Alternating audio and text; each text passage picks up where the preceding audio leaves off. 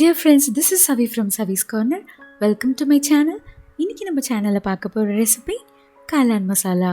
இது நம்ம எல்லாருக்குமே ரொம்ப பிடிச்ச ஒரு ஸ்ட்ரீட் ஃபுட். இது ஆரோக்கியமான முறையில் வீட்டிலேயே எப்படி சுலபமாக செய்கிறதுன்னு பார்க்கலாம். கடையில் அவங்க நிறைய முட்டைகோஸ் சேர்த்துருவாங்க. காளான் ரொம்ப கம்மியாக இருக்கும். இன்றைக்கி நம்ம ரெண்டுமே சரிசமமாக சேர்க்கலாம். ஸோ ஃபஸ்ட் ஒரு பேனில் நான் 2 கப் முட்டைகோஸ் இந்த மாதிரி சின்ன சின்னதாக நறுக்கி சேர்த்துக்கிறேன். அதோட 1 கப் காளான் இதையும் நல்லா வாஷ் பண்ணி குட்டி குட்டியாக கட் பண்ணி சேர்த்துட்டு கொஞ்சம் தண்ணி ஊற்றி நல்லா அலசி எடுத்துடலாம். இந்த மாதிரி ஒரு தடவை அலசிட்டு நல்லா வாஷ் பண்ணி புழிஞ்சு எடுத்துடுங்க.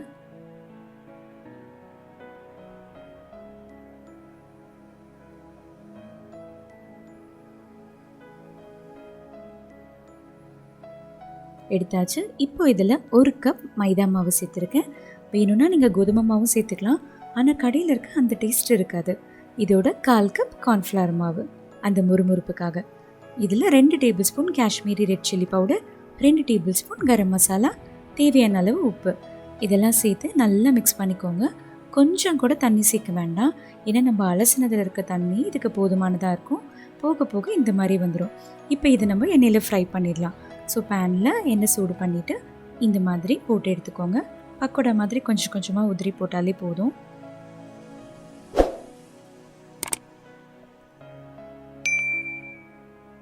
கொஞ்சம் நேரம் கழிச்சு திருப்பி விட்டுருக்கிறேன்.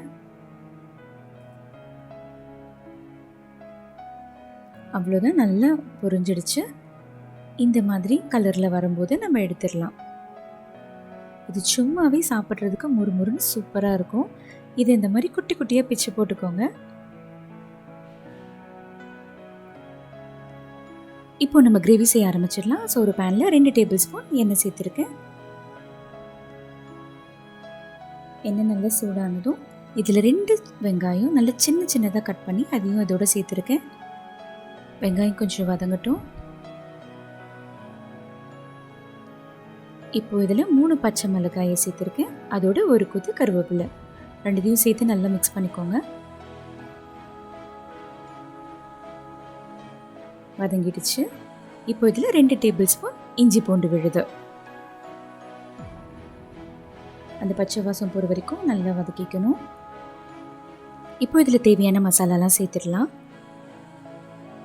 1 டேபிள் ஸ்பூன் மஞ்சள்தூள், 1 டேபிள் ஸ்பூன் காஷ்மீரி மிளகாய்த்தூள், 1/2 table spoon garam masala powder, 1 table spoon மல்லித்தூள், தேவையான அளவு உப்பு இதெல்லாம் சேர்த்து நல்லா கிளறி விட்டுக்கோங்க.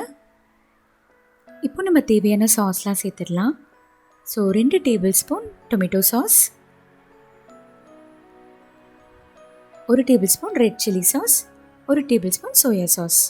இந்த சாஸ்லாம் இல்லாதவங்க ஒரு 3 புளிப்பான தக்காளியை அரைச்சி கூட சேர்த்துக்கலாம். இப்போ இந்த கன்சிஸ்டன்சிக்காக 1 டேபிள் ஸ்பூன் கார்ன்ஃப்ளவர் மாவை ஒரு பவுலில் போட்டு 1 கப் அளவு தண்ணி சேர்த்து நல்லா மிக்ஸ் பண்ணிக்கோங்க. லம்ஸ் இல்லாமல் மிக்ஸ் பண்ணிவிட்டு இது இந்த கிரேவியோடு சேர்த்துக்கணும். இப்போ நம்ம கிளறும் போது நம்மளுக்கு அந்த கரெக்டான கன்சிஸ்டன்சி கிடச்சிடும்.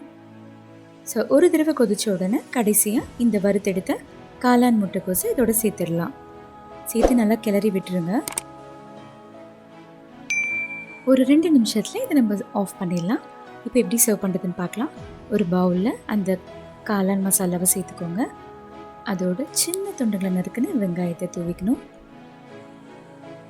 அதோட கொஞ்சம் கொத்தமல்லி அண்ட் புளிப்பு இன்னும் வேணும்னு கேட்குறவங்களுக்காக ஒரு சின்ன லெமன் துண்டு. அவ்வளோதான், நம்மளோட காளான் மசாலா சூப்பராக ரெடி ஆகிடுச்சு. நிஜமாகவே இது ரொம்ப டேஸ்ட்டாக இருந்துச்சுங்க. ஸோ கண்டிப்பாக ட்ரை பண்ணி பார்த்துட்டு எப்படி இருந்ததுன்னு என் கமெண்ட் செக்ஷனில் கமெண்ட் பண்ணுங்கள்.